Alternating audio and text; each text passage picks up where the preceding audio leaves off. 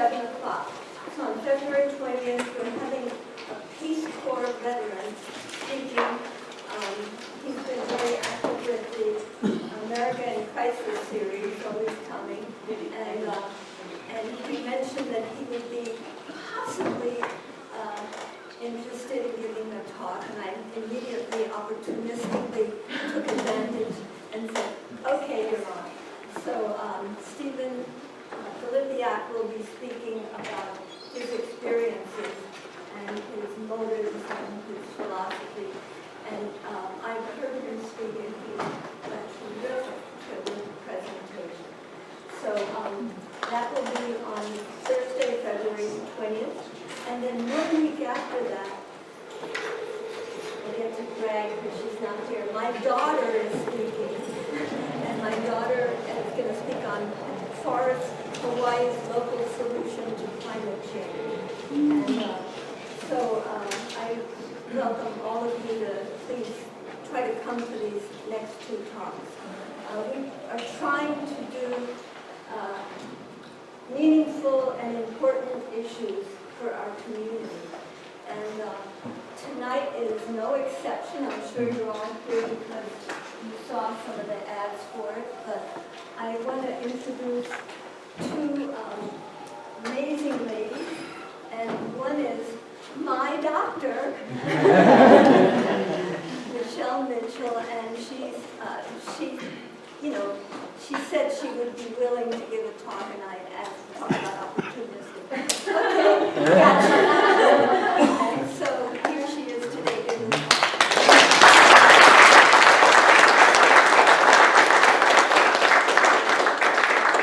And then I thought, I could lead the discussion afterward, but I would never be as good as my colleague Lindy Hern, whose area is sociology of medicine, and who just recently wrote a book that is going to be published, the title of which is much too long.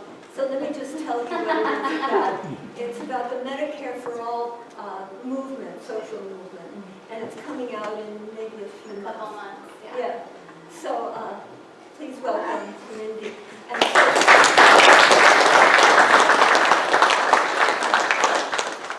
I'm basically going to turn it over to Michelle and then allow Lindy to lead the discussion following Michelle's talk.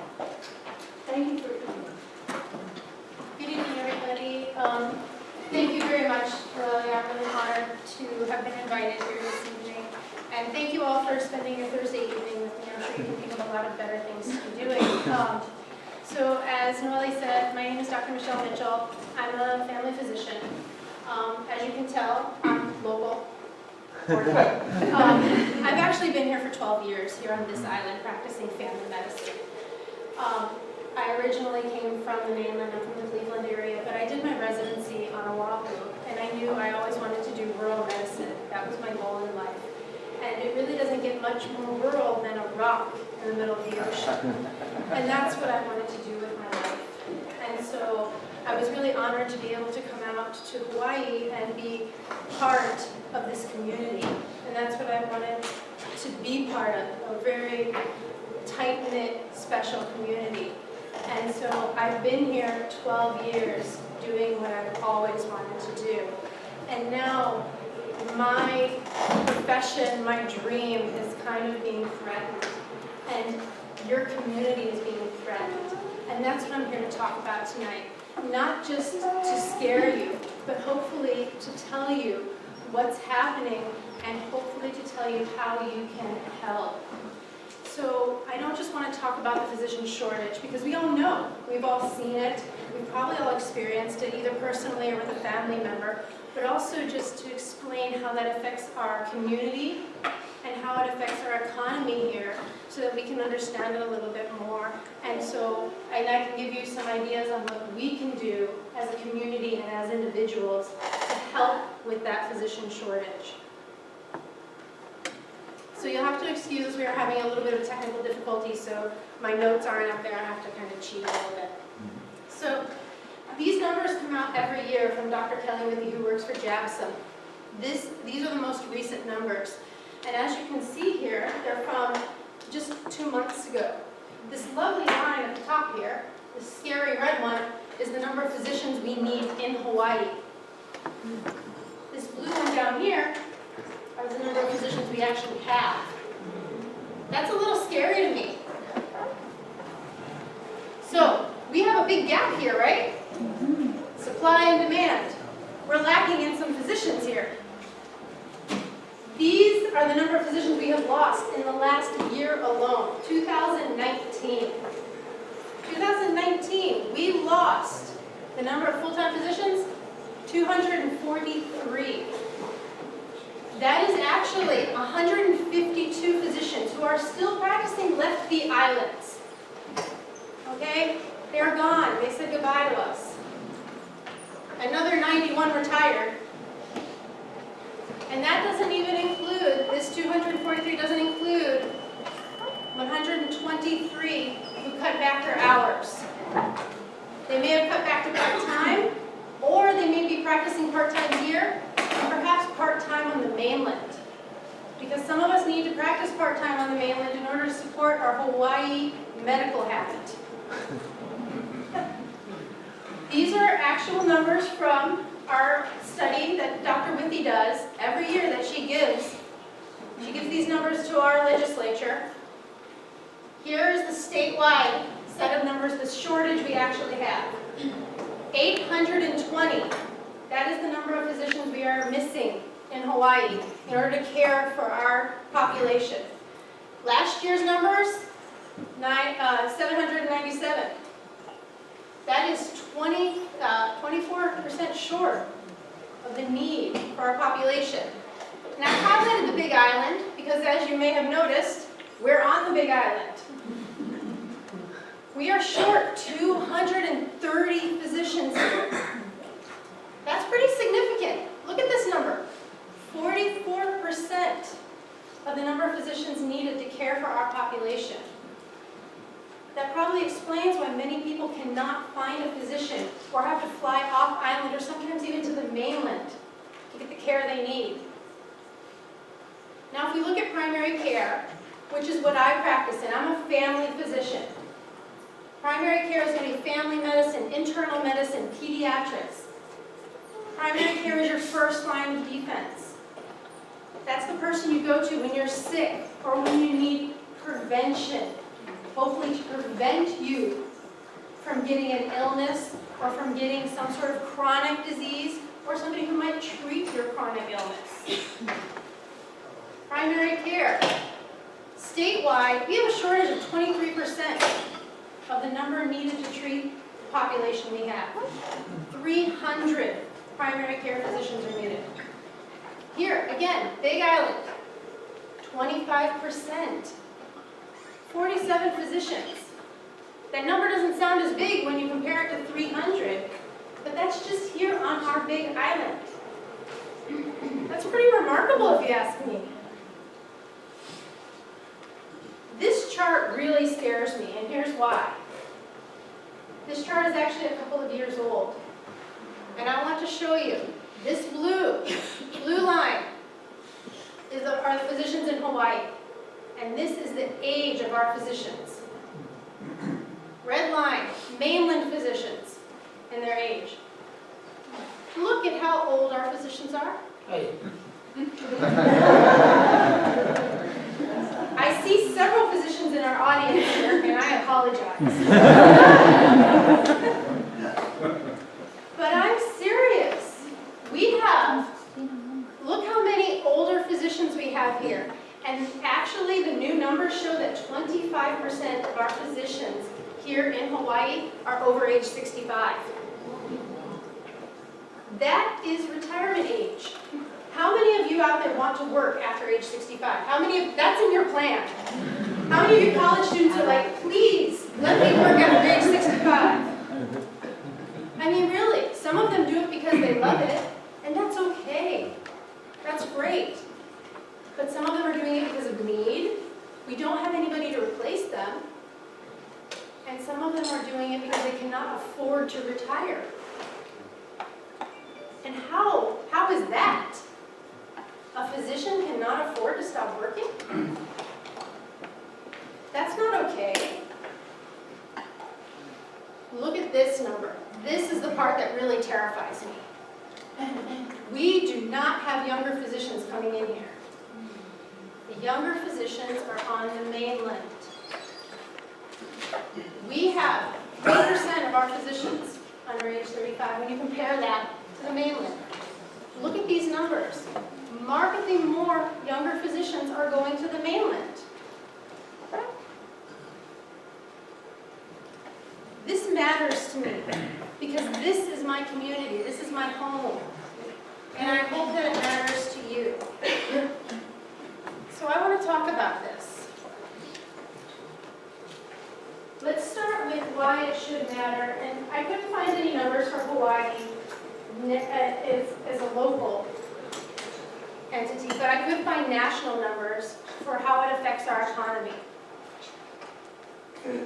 Nationally, if you aren't getting good medical care and you are having illness, it really affects you, and it affects your employer, and it affects your work.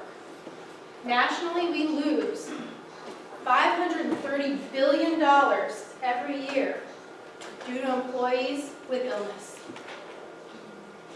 Some of it's because we miss work, $225 billion because we're missing work.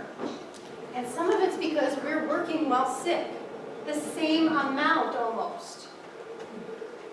We also have some disability, occupational injury, but I'm not going to talk about that because that's a whole different topic. But look at the amount here. Missing work while sick because of sick illness and working while ill. You have an employee who has no medical conditions. They're only going to miss a couple days of work, 1, 2 every year. Not a big deal.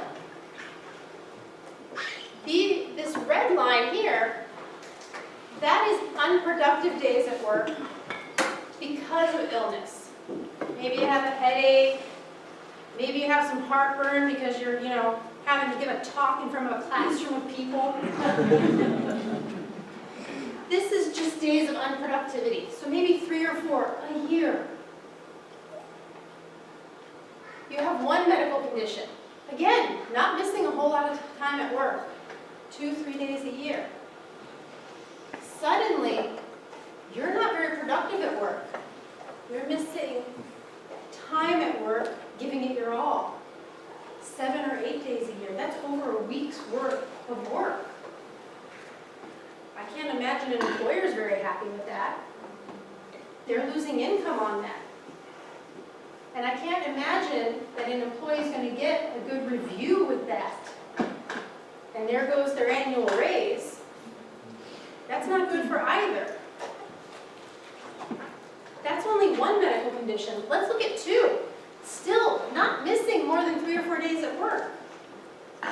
Suddenly, you have 20 days of non-productive activity at work.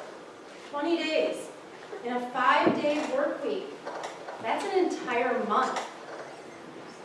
That's due to illness. Now, what really impressed me with these studies, these medical conditions included things that I see on a daily basis, things that I can treat and improve so that you are not feeling like crap when you go to work. Things like allergies, arthritis, asthma. Who didn't have asthma when we were having an active volcano erupting in our backyard, right? Heartburn. These are things that I see regularly. These are things I have treatment for that I can help people with and improve your activity at work and improve the loss to your employer and improve your employee evaluation at the end of the year. Again, productivity loss. All the way here, these are the costs per year to the employer.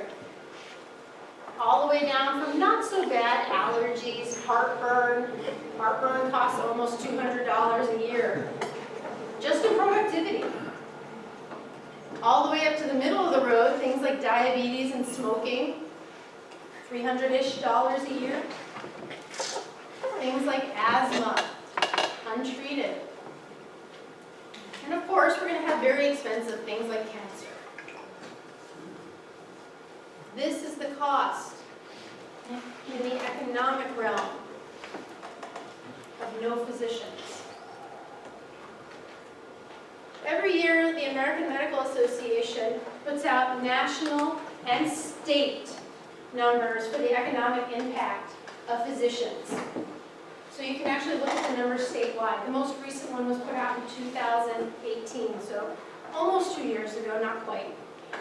And they do 5 comparator industries: physicians, higher education, nursing facilities like long-term care facilities, legal services, and home health.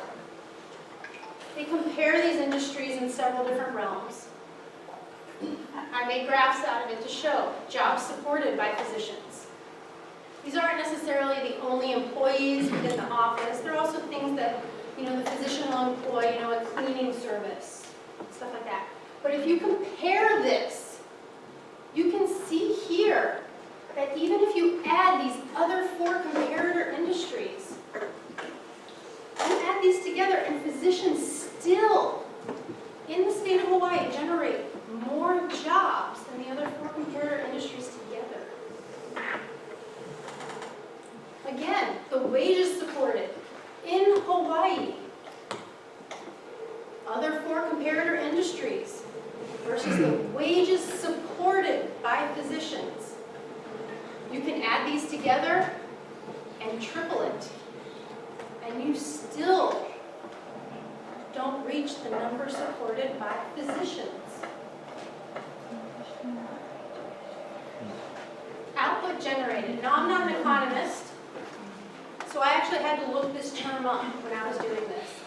And so the output generated is actually the value of all the sales generated in the chain of command. So a physician is going to buy something, and then that service has to buy something to fulfill that service. So using the cleaning industry, so a physician uses a cleaning service, and then that cleaning service has to buy all those cleaning supplies.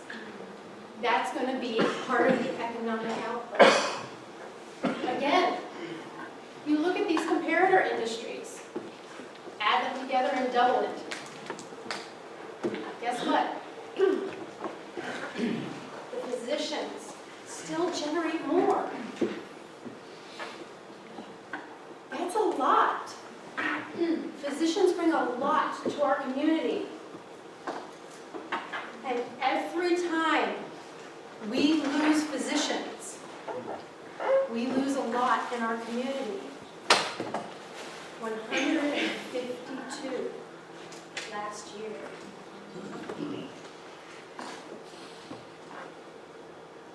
Anybody care to take a guess as to what the state and local taxes generated by a physician is? By physicians are? Anybody? No? Audience participation? No? It's a lot. It's a big number. That's how much our state is going to lose if they run out all the physicians.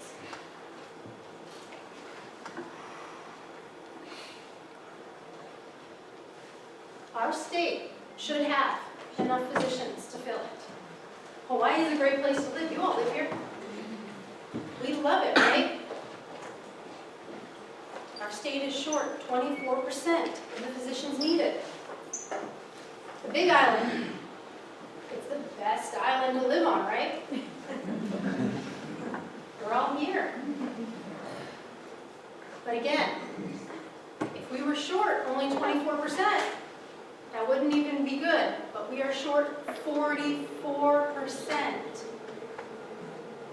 44% of the physicians needed to take care of our population here. That worries me. Part of the problem. Hawaii is an expensive place to live. We all know that, right? So if you look here, we are in the most unaffordable state. Hawaii is number 1. You can see there's other unaffordable places. I mean, California is pretty expensive, right? We all know that. We got New York over here. You know what's not on here? Alaska. Alaska's a pretty good comparator to Hawaii, right? It's the only other island-like place. It's pretty isolated. The only way you can get there reasonably is by air. You know, if you had, in terms of medical, if you had a medical issue that you needed to get to a super subspecialist, you're not going to drive. It's not just a couple of hours to get somewhere, but it's actually not one of the most expensive states to be in.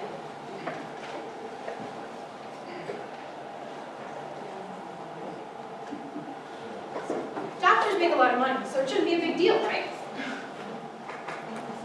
It seems like we make a lot of money.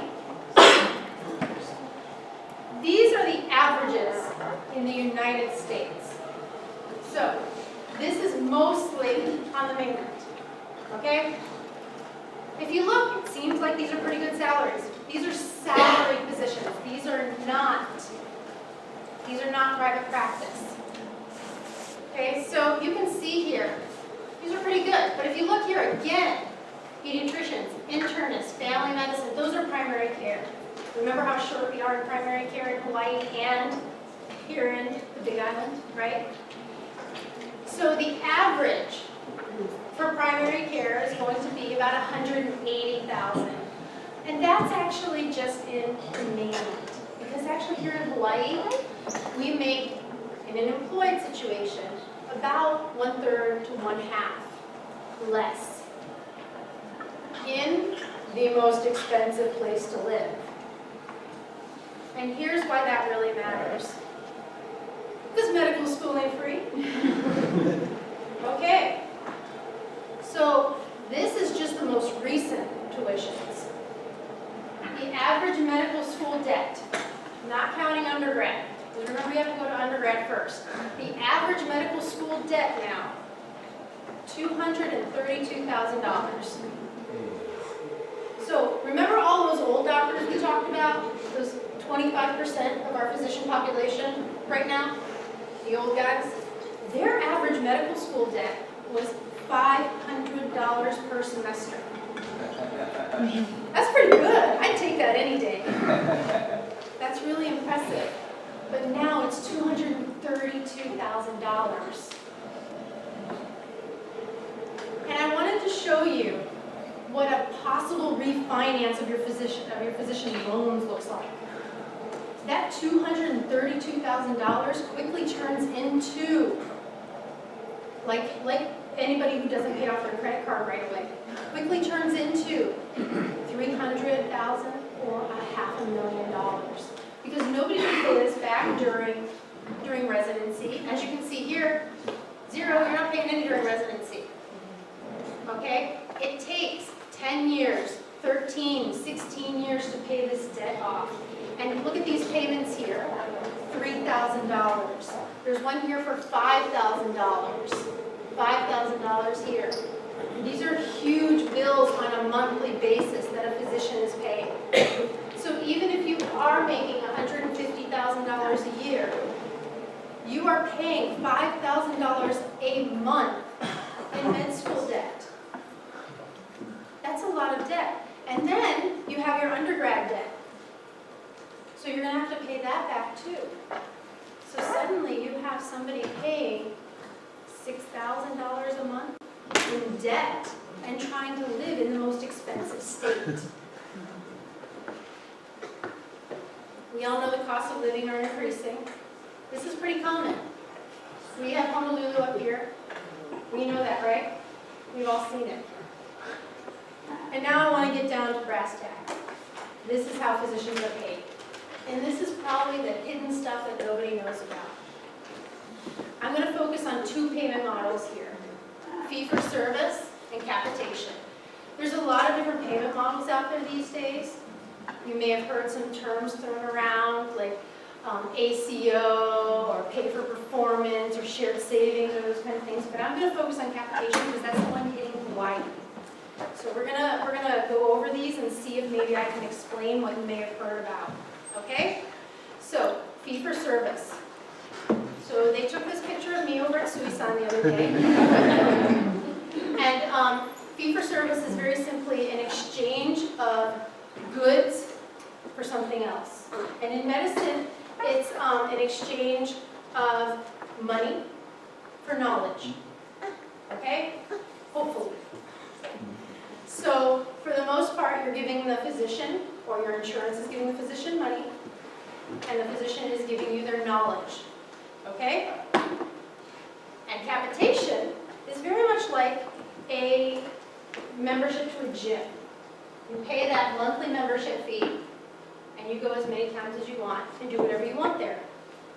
You can go to a Zumba class on Monday, you can go to a yoga class on Tuesday, you can go to the swim class on Wednesday, you can go back to yoga on Thursday. You can go as many times as you want. The fee is the same, it doesn't matter. You pay that $50 a month and you go. Or you don't go, you still owe them. Because that's what a gym membership is, right? Okay. So we're going to talk about fee for service first. And we're going to focus on HMSA because that's the primary payer here in Hawaii. It has about 70% of our population. Over the last 10 years, HMSA's reimbursements have done this. Nothing. These are reimbursements for different levels of complexity. When a patient comes in, we bill based on the level of complexity. This is a patient with a stubbed toe. This is a new patient who comes in with maybe heart failure, asthma, diabetes, high blood pressure, all of the medical conditions you can have. Okay? So, we bill for these. And as you can see, these lines are pretty flat except for this one. They decided between 2008 and 2013 that they would give us a little boost there. But there's been no increase in these fees and reimbursements in the last 10 years. Anybody know what the increase in minimum wage has been in the last 10 years? Here in Hawaii, it's gone up 37%. So any physician that had like a receptionist in their office working for minimum wage has had to increase their output pay for that receptionist 37%, but no increase in our income. Our electricity's gone up. The rent at my office went up. All of these things increased, but no increase in pay. This is the same, similar chart, but it's for a different type of patient, an established patient. Same thing. They decided this person, a moderately complex person, got an increase, but nobody else. Flat rate. 10 years. No change.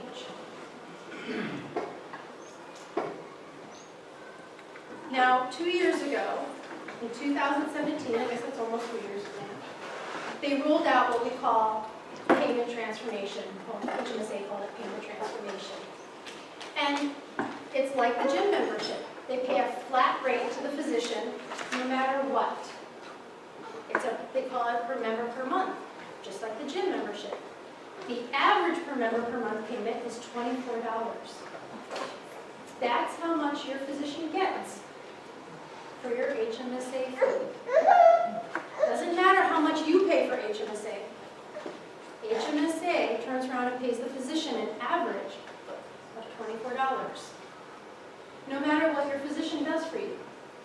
You can go in every week just to say hi.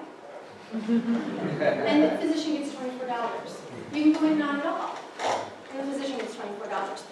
Or, like when we had the volcanic eruption, you could go in multiple times because you're having an asthma exacerbation, and the physician gives you a nebulizer treatment, a shot of a steroid, and uses the machine, the nebulizer machine that the physician paid money for. The nebulizer medicine that the physician bought. The needle and syringe that the physician had to pay money for. And the medication, the steroid injection, that again the physician purchased. And guess how much money that HMSA gave extra for all those supplies the physician bought and utilized to save your life as you were having an asthma exacerbation? None. HMSA gave the same amount of money, no extra, even though extra services were used on you. So, I wanted to run through some calculations here. just to give you an example. $24 per member per month. 12 months. I get my calculations right, I promise. 12 months in a year. That's $288 to take care of you for an entire year. To make sure your health is maximized. To make sure you get your preventative health. Make sure that you get all your chronic care management. And to make sure that the physician is available for all acute treatments. Less than $300. Does anybody want to share how much their HMSA monthly fee is? I think it's $300, isn't it? Is 500. 770. I hear a 770, a 500, and maybe a 300. So 1,500. Okay.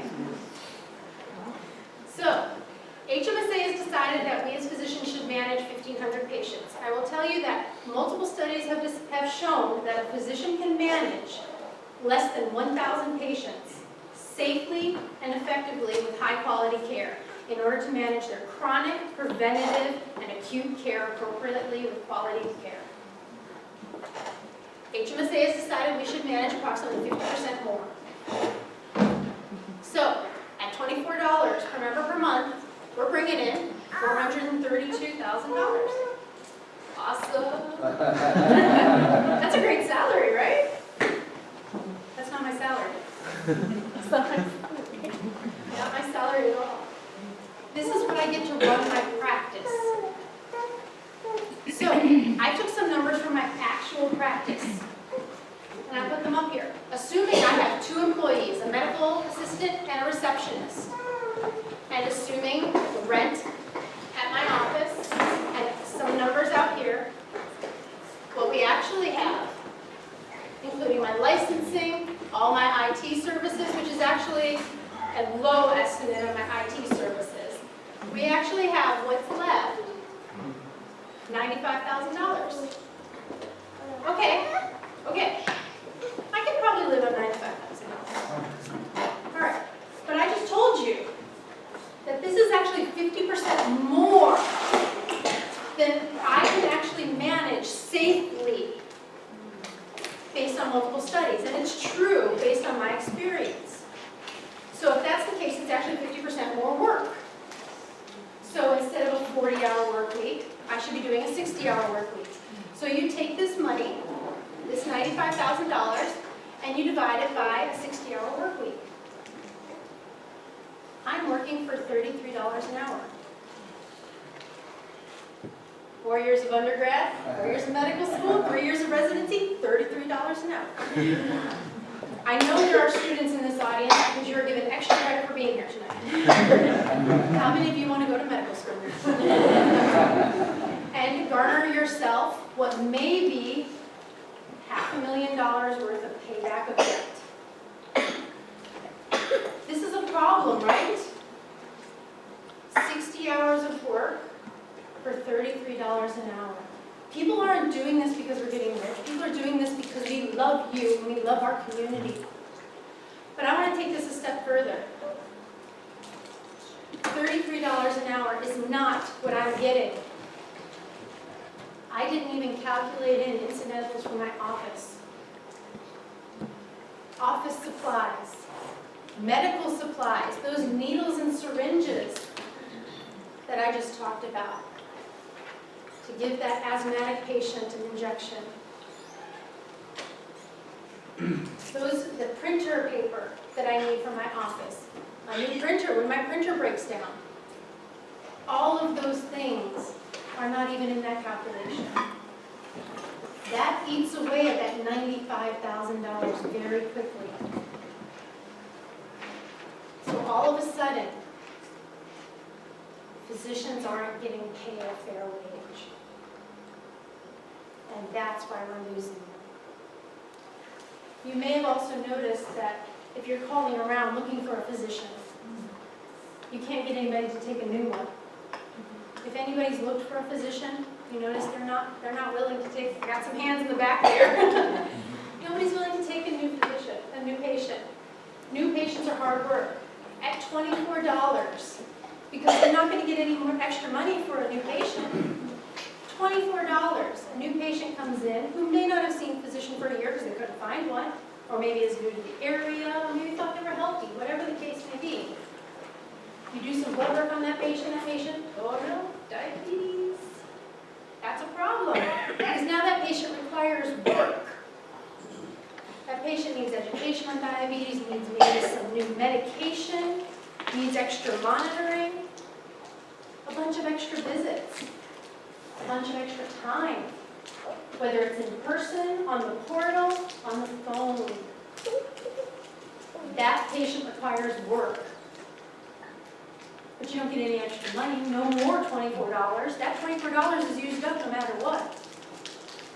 But if you have an established patient who's been there for 30 years, all those medical conditions are taken care of, that diabetes is well controlled because you've been dealing with it for 30 years, that patient is much more easy to manage and is okay to deal with that for $24 a month.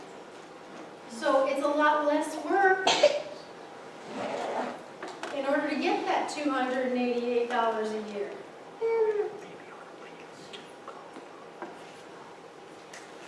I'm going to talk briefly about the national level here. I'm a little bit more of an expert on the local stuff, but we do have some national stuff happening here that does cause part of the problem. So Medicare reimbursements. We have some people in the audience who may be touching on Medicare. Medicare does reimbursement based on, they do it based on a geographic location. They have a base pay that we'll say is like $100, okay? And then based on geographic location, they may increase that a little bit. So Hawaii gets a massive $100.10 based on their geographic location. Awesome, right? For the most expensive state in the nation. Now, if you look, some of the other expensive areas, they get a little bit more of a boost than we do. Places like DC, California, New York, they get actually $105.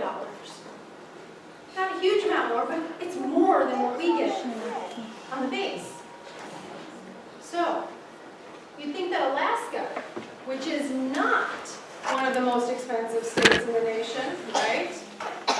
But it is very similar in terms of an island situation because it's local, like we talked about. It is actually, you have to travel in order to get to medical services, right?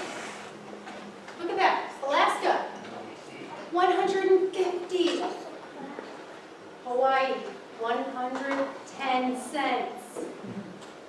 Alaska, $150. Okay, so our Medicare reimbursements are very low.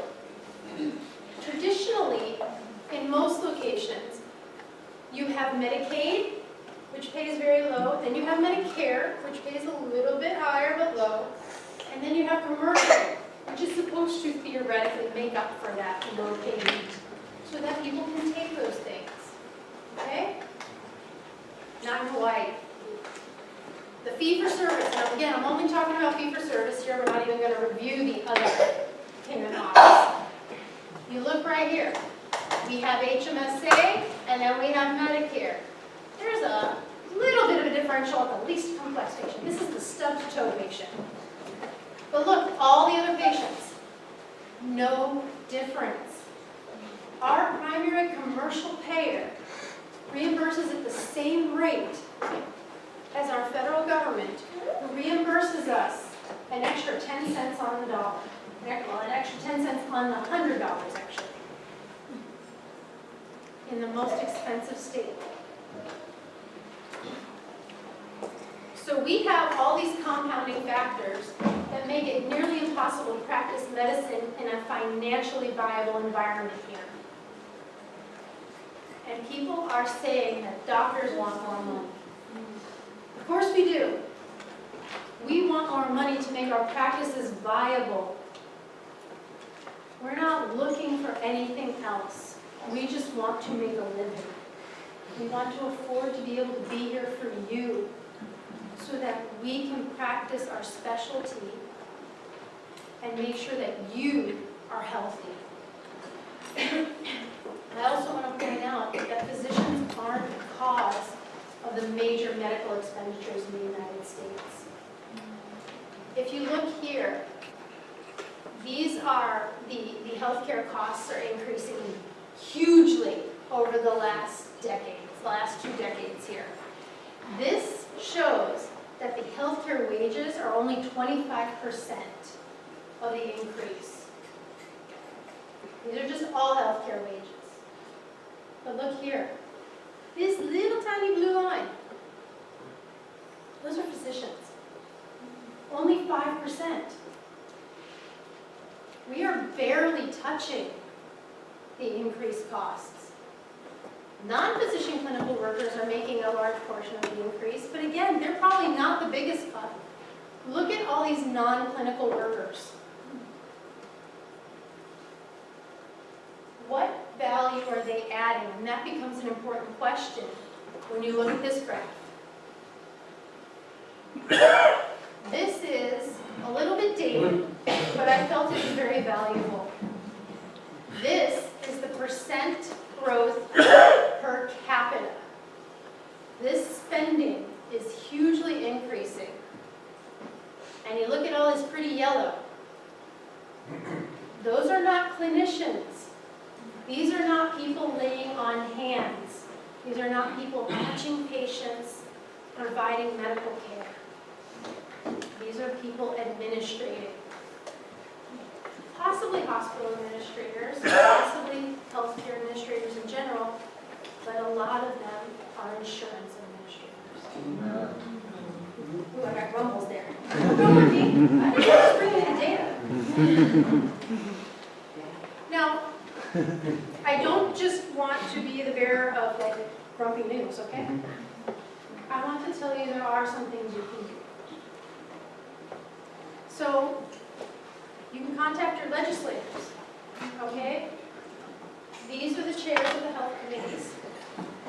They love hearing from you. These are their phone numbers and their emails. And you can actually look up the people who are for your for where you live on this website, okay? Contact them, email them, tell them why this is important to you, explain why you want health care reform, tell your story. We actually have some current bills up. I haven't had time to look up all the bills before this because the session just opened, okay? But we actually have 2 bills up right now to actually make physicians exempt from GE taxes. So part of why this really matters is because, so we talked about how Medicare pays barely above the base, right? And then physicians actually have to pay GE tax, which is 4.7%. So if we're barely at the base, and then physicians are paying GE tax on that medical service, which we cannot pass on to all of our patients, including Medicare patients or Medicaid patients, suddenly we are actually below Medicare reimbursements. So if we're paying 4.7% on a base of 100, we're actually getting approximately 95% reimbursement on Medicare. You understand what I'm saying? So that's kind of a bummer in the most expensive state. Not all states tax medical. In fact, most states don't. So we're actually trying to get that taken care of. So you can go and tell your legislature to support this. These ideas actually originated here in Hilo with the task force and have gotten pretty good support, and we really appreciate your support with that. There's another bill that's up right now for increasing our medical school grads by sending some people from Hawaii to an international school. This one's a little more complex. International schools are definitely cost less, but it's a little more difficult to get into residency here. Residencies, you can't practice medicine in the United States without a residency. So in order to get back into medicine here in the U.S., you have to apply to residency and graduate. So this bill is actually to specifically partner with a Philippine school and to pay for their tuition there, which is approximately $3,000 a year, which is markedly cheaper than the schools in the United States. There's no guarantee for residency here, but it actually requires the student, when they graduate and complete residency, to practice in Hawaii for 10 years after that. So it's an interesting bill, something to watch. In order to submit testimony, you go to this website and you register. Right here, little register, and you put in all this information. You can look right here, you can look up any bill you want, you can put in keywords and look up things like healthcare or health or Michelle. But that way you can look things up. You can also look up who your specific representative and senator are and call them and tell them I sent you. Now here's something you can do nationally. We are currently working with our national senators and representatives trying to get Medicare reimbursement elevated, because as you can see, that's pretty significant. That would make a big change if we got that elevated. Hopefully we would get our HMSA and commercial rates elevated, because that would be very embarrassing for HMSA if their rates were down here and Medicare's are up here. But that's something we have in the process of doing, and when we're able to have testimony on that, I hopefully let you guys know. But this would be to increase residency funding. So right now, the backlog in getting physicians nationally is actually at the residency level. We have more medical school graduates than we have residency slots available. And that's actually a problem because we don't have the funding for it. The funding has been stuck at the government level since 1997. It's been the same. Which is weird because we've increased our medical schools, we've increased our medical school graduates, but we have not increased our residency slots. But again, you can't practice medicine in the United States without completing a residency.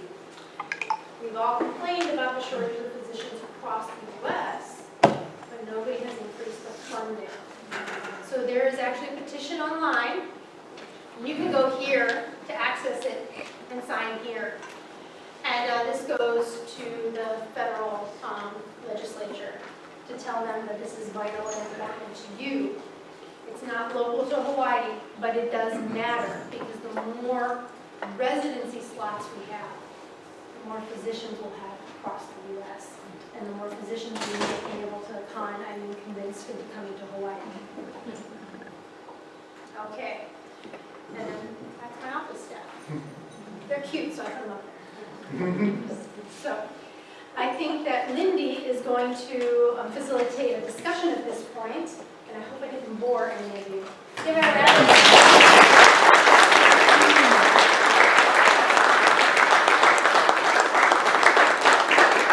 Okay, so as Molly said, I have written a book, and the final edits are due on the 10th, so I told her I did not give a talk tonight, but I did agree to lead discussion, and I did want to say a few things to sort of connect this to the larger national policy context. So Michelle and I had dinner earlier, and we talked about my book, right, which is about the Medicare for All movement, which is really the single payer movement. It's only recently that it's become known as the Medicare for All movement. And she said, oh, see, I don't like telling people Medicare for All. I use single payer because when you're talking to physicians, Medicare has this sort of negative connotation, right, because of the issues that she talked about and some other flaws in the Medicare system. And that's why the Medicare for All movement is based on expanded and improved Medicare that really understands those issues and addresses those issues. But first, I want to say a little bit about the Hawaii context and the policy that put us where we are now. Does anybody know what the first state, one of the first states to pass single payer legislation was? Does anybody know what single payer is first? Massachusetts? Well, they passed different. It wasn't single payer. Vermont. Nope. Massachusetts, yeah. Nope. Because Massachusetts isn't single payer. Hawaii? Massachusetts passed something similar to the Affordable Care Act. Hawaii, yes, Hawaii was one of the first states to pass single payer legislation in 2009. So single payer, if you don't know, is a financing mechanism where the state is a financer. So it is like Medicare in that the state finances care, but hospitals and physicians are private. So in 2009, Hawaii passed legislation to create the Hawaii Health Authority. Does anybody, which was a board tasked with creating a single payer system, the plan for a single payer system to be implemented in Hawaii, okay?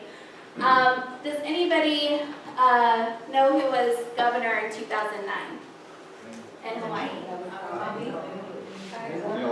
Lingle, yes. So Lingle, a Republican governor, right? So this is the legislators passed this legislation, enacted it. It was vetoed. The veto was overturned, but it's a government-appointed board. Okay, it's a governor appointed board. So she refused to appoint, and it wasn't appointed until Abercrombie took office. Okay?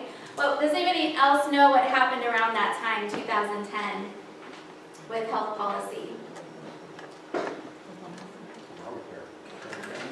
The Affordable Care Act, right? 2010 was enacted. So even though Abercrombie had been supportive of single payer when he was a representative, he really transitioned his focus to implementing the Affordable Care Act in the United States, and that really trumped this legislation for the Hawaii Health Authority, which was never funded, all of these issues. I have an entire paper about it. If you want to read it, email me and I'll send it to you. I don't have time to get into it. But anyways, my point is, in that paper, I talk about a transformation of intentions that went on within the Hawaii Health Authority. And it transitioned from single payer to what is called an all-payer model, okay? And that all-payer model is something that addresses some of the issues that Dr. Mitchell talked about. For example, sort of equalizing fee schedules across payers. So the payers would be intact, HMSA and so on, but they would go back to fee for service instead of capitation, and those would be sort of standardized. So Medicaid patients would have the same payment for a service as an HMSA patient, okay? And then at the national level, the legislation that's been proposed by people like Warren and Sanders also addresses some of the other issues that come up when you're talking about physician shortages, like pay schedules, like funding for medical education, so doctors aren't coming into the field so much in debt, like debt forgiveness, okay? And I can talk more about that, or if you have questions about that, but I just wanted to connect that to the larger policy context. And now we can open it up for questions. Are you ready? I'm ready. Okay.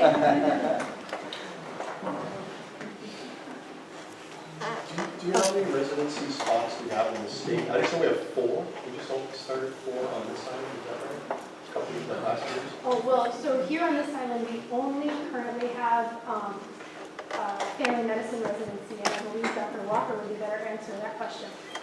I'm the acting program director for the residency program at Hilo Medical Center.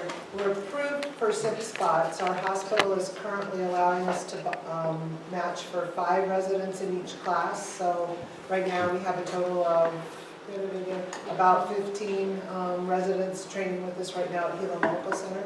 Do you know what the number is for the state? I think it's 7 per year at JABSOM, and that's just for family medicine. I'm sorry I don't know the numbers for the other primary care programs.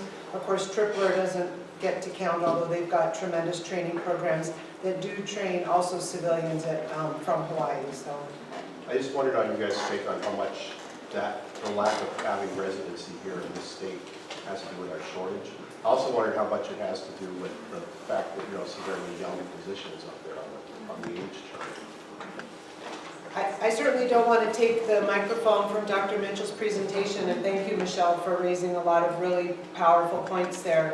We know that doctors tend to want to practice in the area where they train, We also know that there are a lot of patients that need really good primary care doctors here in Hawaii, and in particular on Hawaii Island.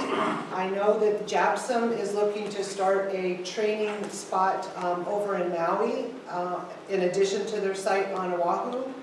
And we are partnering with the hospital in Kauai to offer some training sites there and the Community Health Center in Molokai, so that our residents that are training in Hawaii will also feel comfortable in these rural areas. Maybe less likely to stay in Honolulu, although obviously Honolulu needs doctors too, but we want to make sure they're comfortable practicing out in the most rural parts of the state. Thank you. My friend is in medical school in Georgia. I think he'll finish in 2 years, but what advice would you have him? I told him about your talk, and what would you say to a new up-and-coming, should he steer clear of Hawaii, or like Make your voice heard. Make your concerns heard.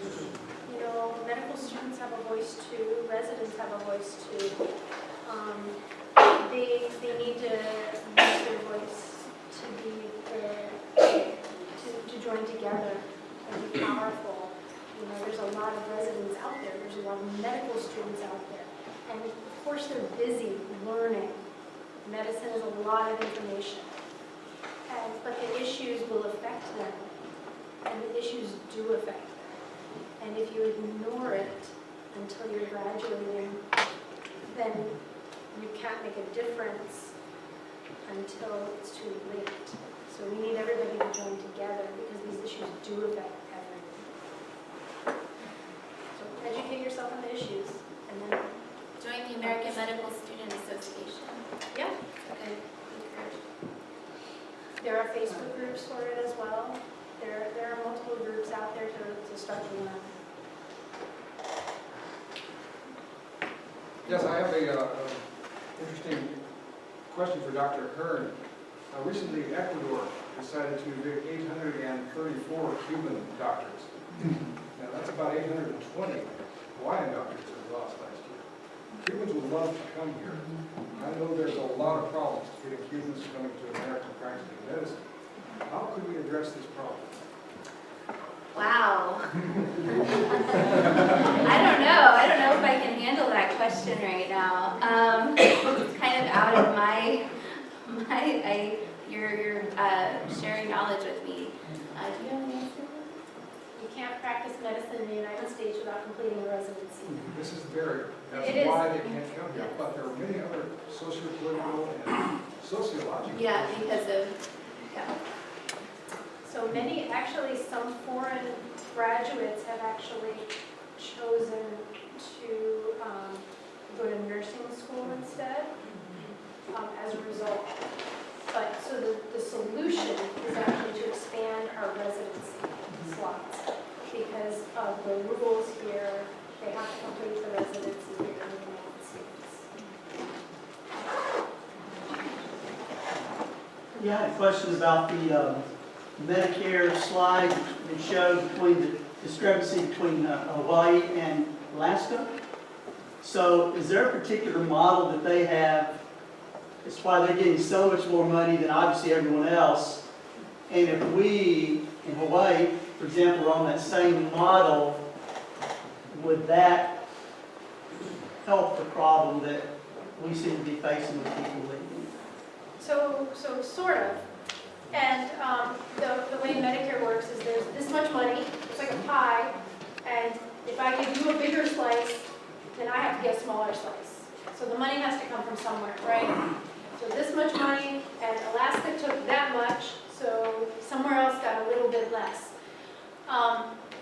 We have petitioned via our national legislature, to actually increase our fee above the base. And that is in the process right now. So it's in the works. Our national legislators, the representatives and senators are currently petitioning Medicare to do so. There was a hand earlier, but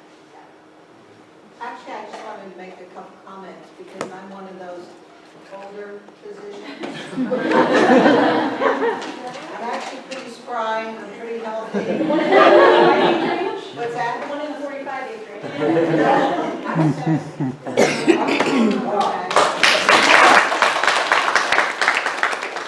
I was an RN in 1970. I started working around physicians and I said, good Lord, put me back in medical school, I can do this. So I went to medical school so I'd have the licensure.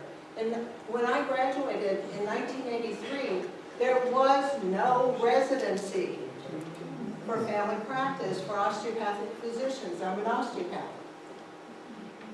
So I did it 1 year postgraduate because I thought it might be necessary. Now they want you to believe that doctors have to be board certified to practice medicine. That is a lie. Amen. Right. Board certification are legalized drug pushers for the insurance industry, in my opinion. Because they're groomed to give drugs. I do preventive medicine and integrated medicine. I have 50 years of nutrition. They don't want you to have nutritional counseling.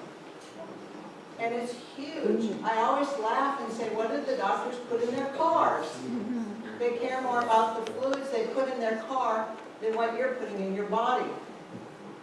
You've got to be educated, and you've got to take responsibility to insist that the insurance company pay for your care, not for their income. In 2006, the 4 top HMSA CEOs were taking home $4 to $5 million a year on your backs in our tiny state. And that has not gone down. Hang 'em. No,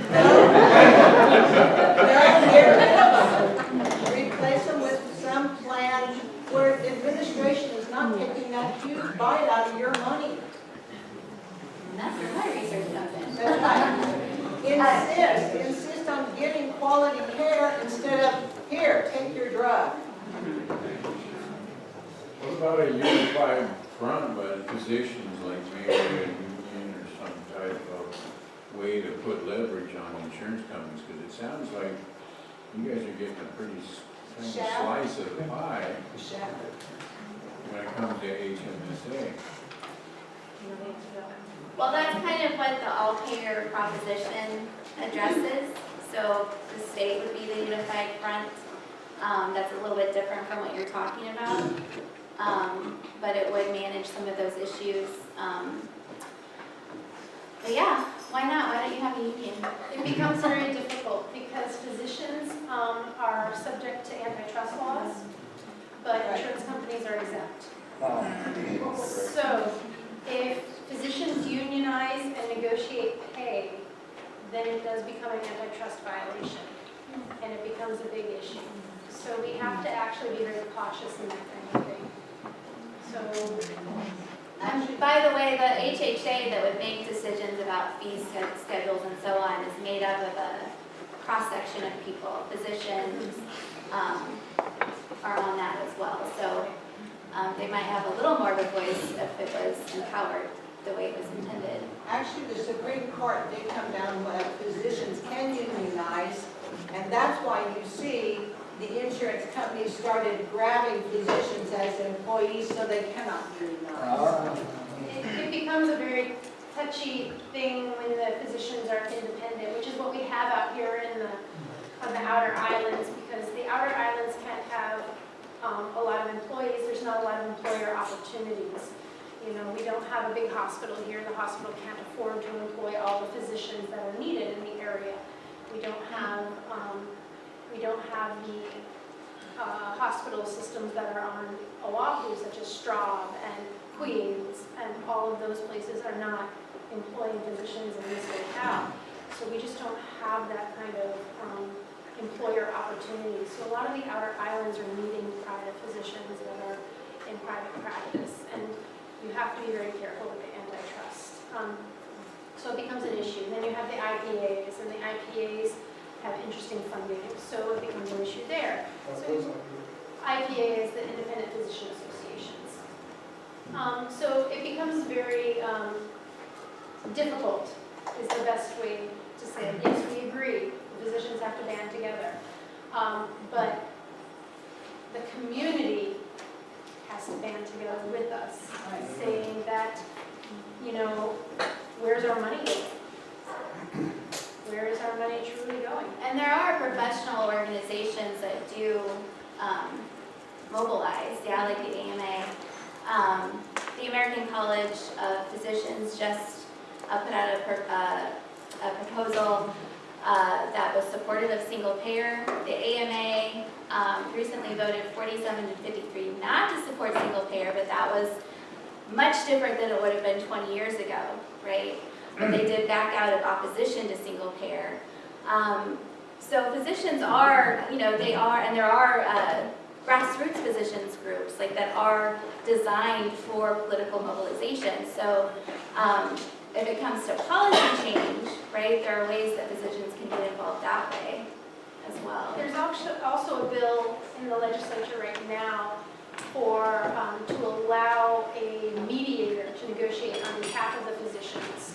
I didn't have the number and I didn't have a chance to look it up before this evening, I apologize, but it will allow a mediator to negotiate on behalf of the physicians with the insurance companies here in the state of Hawaii. It's modified based on an Alaska bill that went through. I don't know if you were here 33 years ago. We had what was reported to be a multi-billion-dollar annual cannabis cash crop here. Multi-billion-dollar estimate cannabis cash crop. Almost everything you mentioned tonight is fixed with money, right? If we had Legalize enough, marijuana. right? Is that what you're Well, saying? I'm promoting Ganjanomics, Hawaii's economic stimulus. In 120 days, from planting seeds to harvest, we could have a multi-million-dollar cannabis cash crop here, world famous for food, clothing, shelter, medicine, sacraments, and more.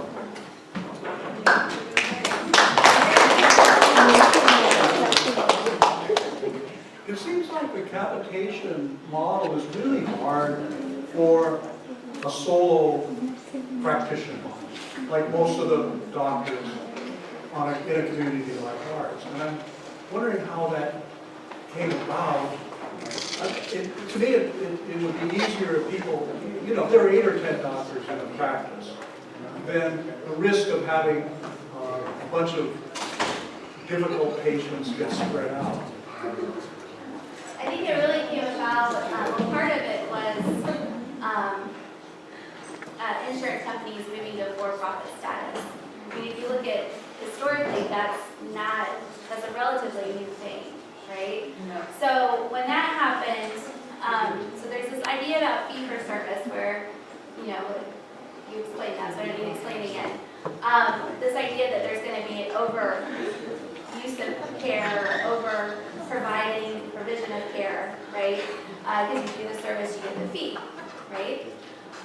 So when the narrative became centered on costs, right? We need to reduce the costs of care.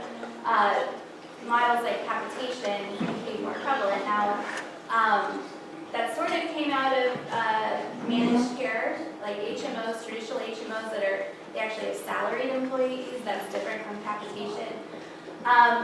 But, so capitation, the idea is that you're going to reduce care. That's the idea, right? It's to reduce care.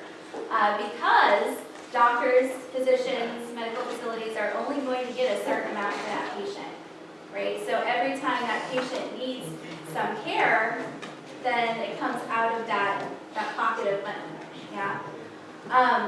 So the idea was that we can reduce costs by reducing unneeded care, but what sometimes happens is that care that's actually needed is also not provided, right?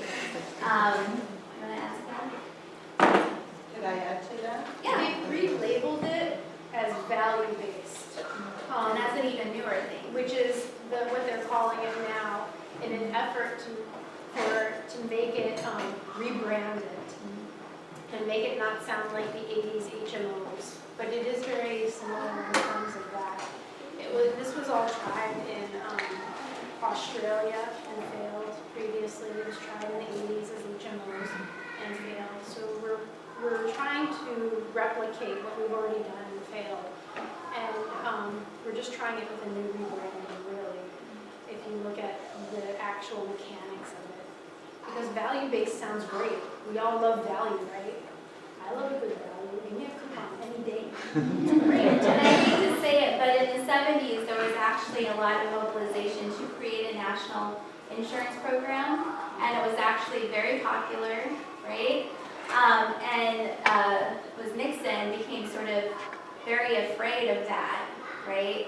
And so put into place a process that created, it's not all Nixon, right? That's too reductive, but that put into place a process that put profit into that system. So traditional HMOs, like Puget Sound, right?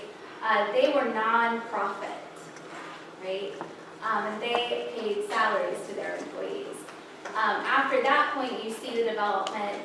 Kaiser already existed, but Kaiser moved to not a profit status, but more profit into the system.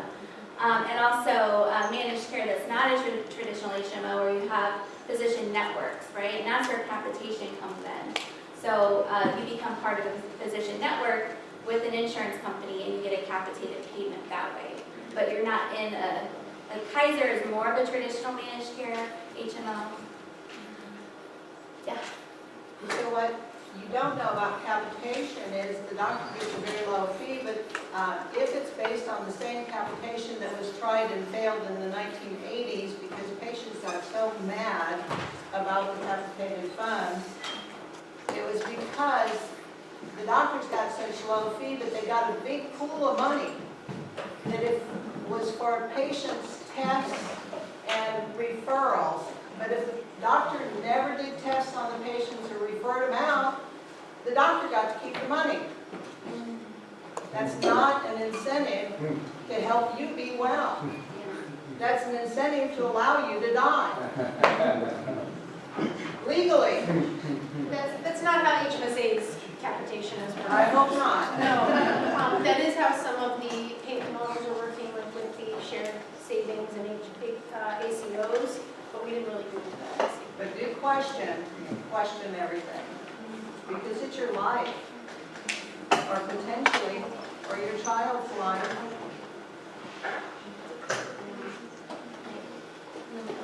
Lauren.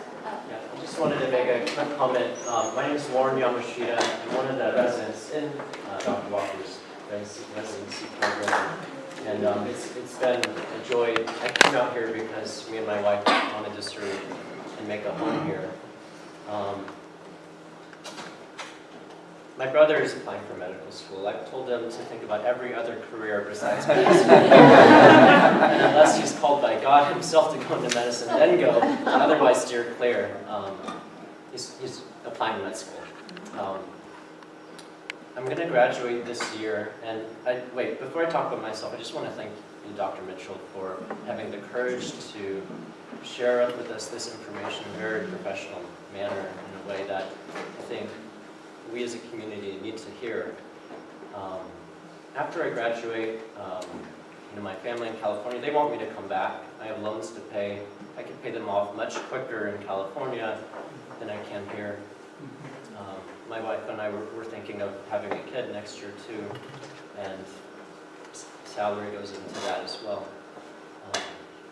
So I understand that by standing up and saying the facts, takes a lot of risk and courage, and really I just want to thank you for saying these things that not only pave a way for me, but all of the other residents dedicating our training here to this island, but physicians to come and future trainees to come. I understand too that by speaking, you put a target on your forehead. And so I want to stand in agreement and just support.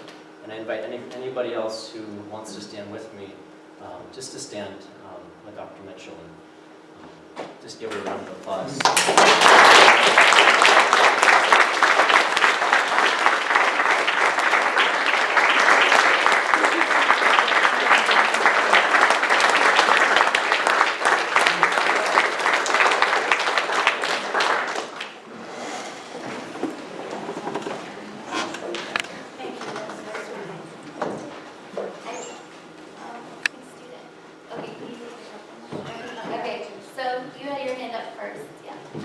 I'm a retired physician working with an organization called Community First. Community First was started by the late Barry Taniguchi, who was the president of KTA, and it was a consortium of local businesses, hospitals, physicians, insurance companies to try to improve. One of their goals is to improve the number of physicians in the area. And we have a fair amount of money we got from those various organizations to recruit physicians and help them pay for their transition to move here, repay their student loans, and we've been somewhat successful. We're looking for more money. If anybody here has deep pockets or knows what people can do, go to Community First. Community First is also the one who's doing the Blue Zone projects for the whole county, and it's an organization that's trying to do a very small part to help with this problem. Thanks. Let me just say on that, I appreciate his efforts, and I think that Barry was a wonderful guy. I also think that we shouldn't need additional funding to support a medical practice. I think that that should be a business that can support itself. You know, we shouldn't need outside money when we have substandard reimbursements coming in. That's very disappointing to me. We have FQHCs, federally funded practices out here, like the Bay Clinic and Holy Malama, that are here, and they're getting money from the government because we're in shortage area. And that's necessary because we're in an underserved area, and we have these private practices that should be able to self-sustain. And I think that it's really disappointing for our community that we are unable to self-sustain a physician's office because our reimbursements are so low. So, trying to figure all this out, this was a lot. I'm not a doctor, still trying to get my bachelor's degree, the whole thing. Living here, it's crazy. I was unaware how little the physicians made. Because, like, for example, we're trying to be, like, more adultier adults, you know, and now we're paying for insurance. My husband gets his insurance for his work, we can HMSA. Which, let me clarify, work is paying for that. Yes. So that is wage for him. Right. So, I'm for the single payer, and I've done a lot of research into it myself with the, like, politics and everything coming up.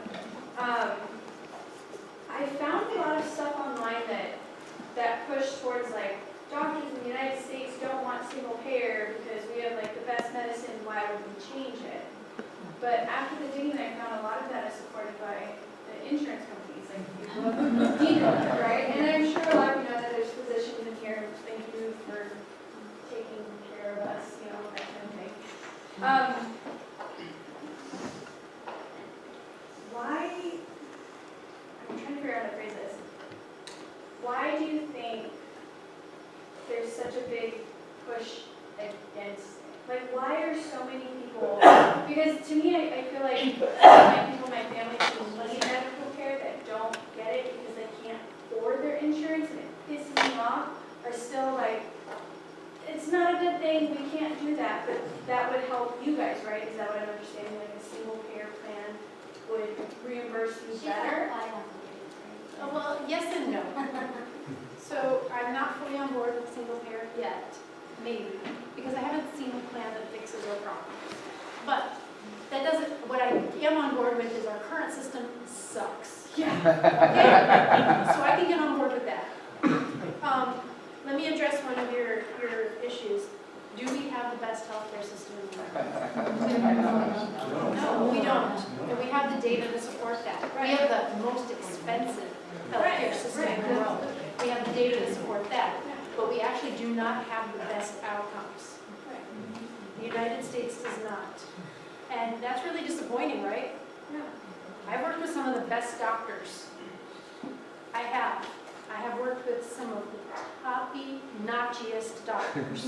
Those are medical terms. Okay? And let me tell you, we should have the best outcomes, but it's very multifactorial. We have a crappy diet in the U.S. That's going to come into it, right? We are very, very against exercise for a lot of us. I'm tired after work, I get it, you know.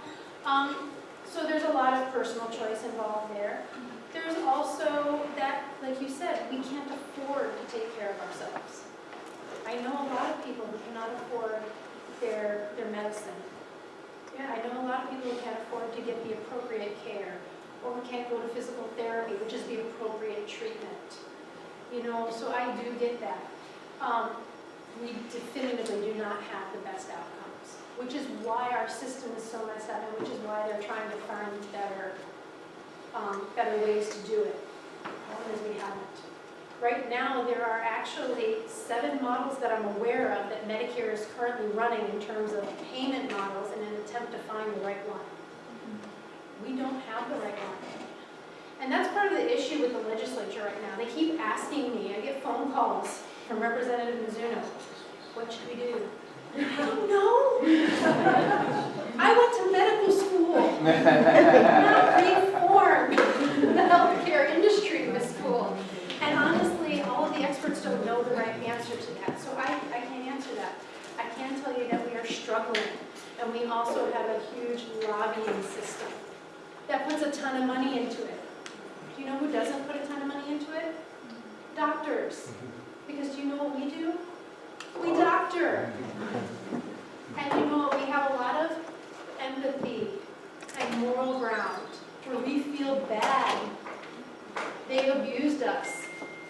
They've convinced us that it's bad to not treat people. And it's true. We didn't go to medical school to get rich.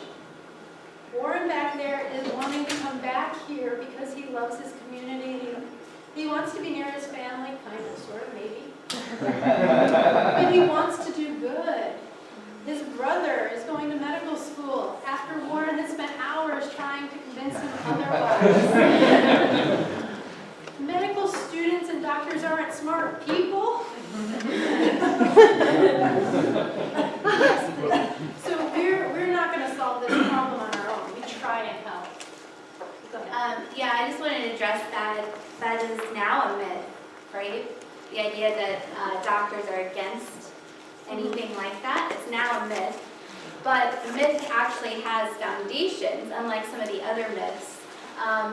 Because historically, like going back to the 1960s when we finally got Medicare and Medicaid, yes, there's issues, but it was a lot worse before. You know, like groups like the AMA fought that, right? Fought any kind of government intervention into medicine, okay?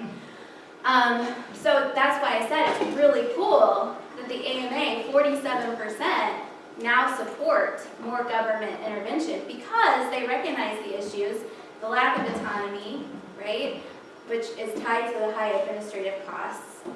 And that's tied to another myth that I forgot to point out earlier that also encourages some physicians that don't go out and research this stuff to be against things like single care, the myth that physicians that their income will go down, right, in a single care system. That's used a lot. And it's like, oh, we're going to lose all of our physicians.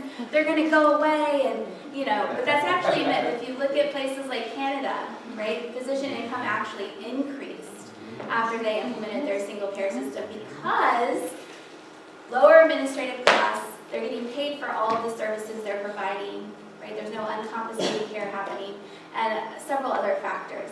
But yeah, there are a lot of myths out there, and we just have to have, most data can contradict it, and it's really cool that now we have data that can contradict the first myth that you talked about. Not to mention the second largest physician group, the College of Physicians, ACV, American College of Physicians, just decided to support single payer. So did the AAFP. It's changing. Academy of Family Physicians. Yeah. They actually. So a lot of the major groups of physicians are starting to come out. What they qualify it as single payer or similar.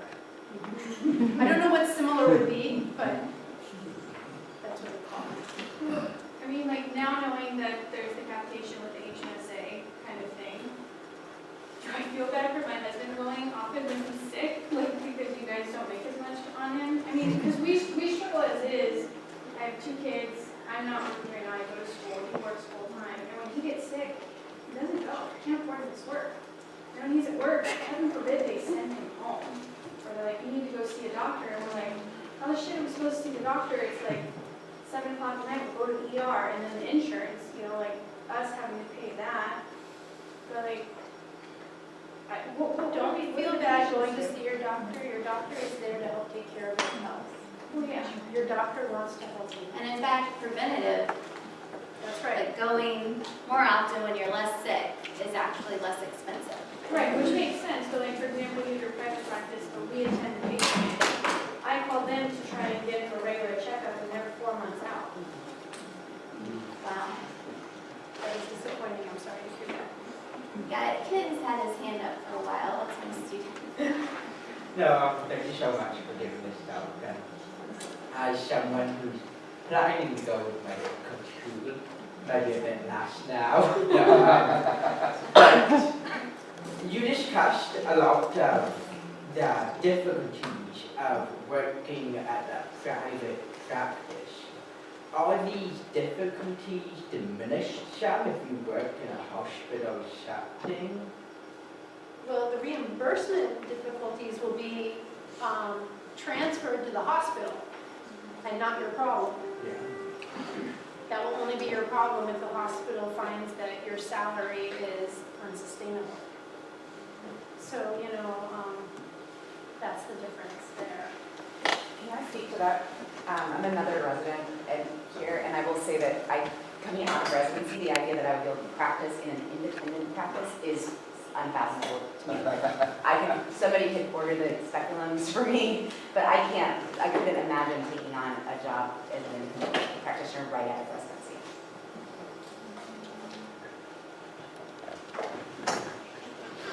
Maybe if I'm talking about the residency, you work for 3 or 4 years to get trained, or what exactly?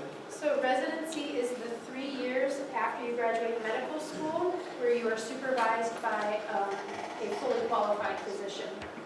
You cannot practice independently. You are paid, but you are paid minimal amounts. I was kind of going off of what she was saying, but waiting 4 months to go to the doctor because it's always so busy. So now, in your slide, you said that you can safely take on about 1,000 patients. But then they want you to take on 1,500. So now that your physicians are lowering, and I'm sure our population is growing, how can we face that problem with calling and saying, are you taking new patients? No. Are you taking new patients? No. Do you take this insurance? No. Are you taking new patients, but not your insurance? So it's kind of like, what do you do? What becomes your question there? Well, maybe it's not so much of a question, but A frustration? if you're not, if you're so limited to patients, how can you help those that need to find a doctor they can't find because there isn't any? So what often happens in the capitated model is the only way to increase your income is to increase your patient panel, right? Because you can't increase your income by seeing more patients, which is what we used to do before. When you're paid in a fee-for-service, which is in exchange for goods, right? You saw more patients, you needed more money, you saw more patients. Either during that day, or you saw patients on the weekend, or whatever the case may be. Now, in a capitated model, you're getting $24 no matter what. The only way to increase that amount is to have more patients on your panel. So you take in more patients. But there's no way for you to see those patients on a regular basis. So you take them in, you take them under your panel, and if they call for an acute visit, you tell them, go to urgent care. So for some of us, we're not comfortable providing that level of care. You know, that's not what I consider my appropriate level of care in my office.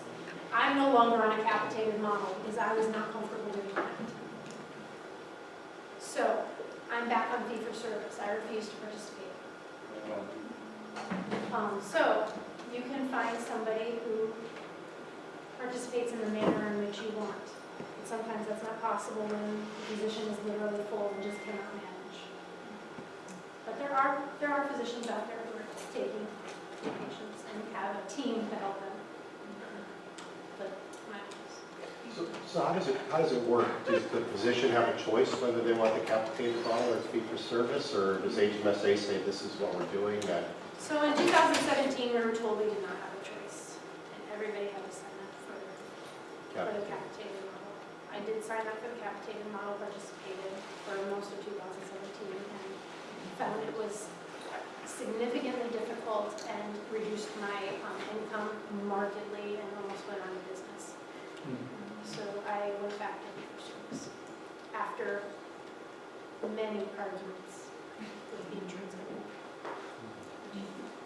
You're saying that HMSA required you to be in a capitated model as well as the fee-for-service model, but you were then able to? No, it's one or the other. We can't be on both. So they're no longer trying to force everybody into a capitated model? They're trying. And do you have any advice for someone trying to find a primary care physician without any luck? See a resident. There are clinics around that are taking, there are some private clinics taking, so like in my office, we work as a team. So I have not just myself, so I can manage a higher number of patients because I have a staff that can help me, including an additional physician and some registered nurses who help me out managing patients and with their chronic care and acute visits. And so like when you have a team, you can manage a higher number of patients. That kind of ties into my question. Hi, Dr. Mitchell. I work for Dr. Brian Sugai, and we always work with somebody who takes to the school to see you in person. First, I just want to say it's really inspiring to hear what you're saying, especially as like a young woman working in the medical field, so I really appreciate that. And then I guess segueing into what you were just saying, how does the new PA program opening up in Kona help or support or undermine supporting the physicians, or does it take away from the support of physicians, or does it increase in physicians' assistants help or hurt, or no difference? Well, it'll remain to be seen because it's not open yet. But the goal with physician assistants and with nurse practitioners is to be part of a physician-led team, right? So they used to be called mid-levels or physician extenders. They don't like those terms anymore, but I'll still use them just for simplicity. But the purpose is to be part of a team that's led by a physician. Their training is not as extensive as a physician. They usually have a master's level, and they don't have to go through a residency. So, there is an undergrad level, so we all match at an undergrad level. And then they have 2 additional years, whereas a physician has 4 years of medical school and then 3 years of residency. So there's a significant training difference.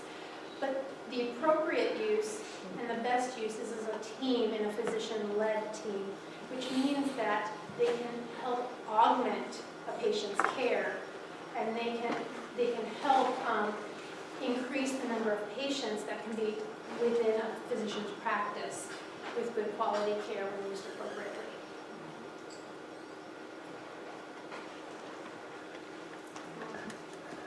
I think it's going to be first. That's the most excited I've ever seen anybody to ask a Yeah. question. Well, I'm not really going to ask a question. I'm actually a nurse practitioner at the big clinic. I'm the one in Hilo, our Hilo clinic. And I just want you to get my card afterwards. And I'll be the same thing. That's community, right? That's what we're trying to do. Hi. I actually had 2 questions. Thank you for a very compelling presentation. I believe you said that the residency program in Hawaii has been stalled since 1997, or unfunded or underfunded. I was wondering if that was resident salaries or administrative or too much. So let me correct you a little bit. So Yeah, please. nationally, the GRE, the graduate funding has been stalled since 1997. That's a national thing, so not Hawaii. Okay, thank you for the clarification. you've built a very compelling case regarding, we'll say, HMSA. Are there other factors that you've encountered that are affecting the physician shortage in Hawaii besides reimbursements? Or is Alaska with 150% Medicare payment also experiencing a physician shortage? Or Ohio? Well, you know, Ohio has a markedly lower cost of living, right? So, and you're not going to get as rural in Ohio. You can drive an hour in any direction in this city, big city in Ohio. Nobody says they're a city you want to go to. That's beside the point. You know, you're rural here. You have to be willing to do that. So there are other compounding factors. Nobody's going to argue that. The biggest factor for people is the salary, when you ask. The biggest factor is going to be the income. Now, of course, there are always other things. You know, you're going to have whether a spouse can find a job that's appropriate. You're going to have whether people are set up for island living and rural living. Those are hard things for people. Sometimes they don't realize that's going to impact them. So those are compounding factors.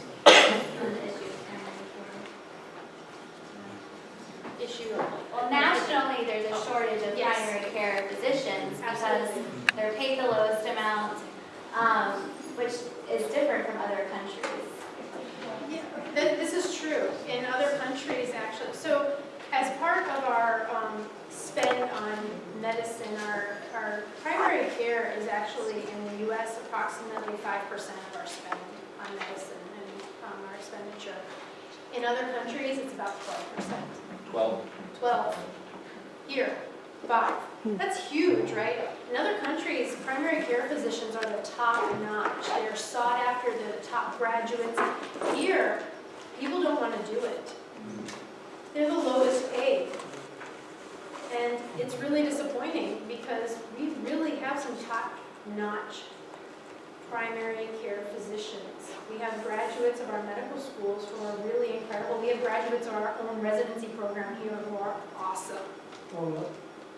So, you know, it's really, really a disappointment that the people who need to have the largest base of knowledge, who are your first contact into the medical system, are so kind of shunted off to the side.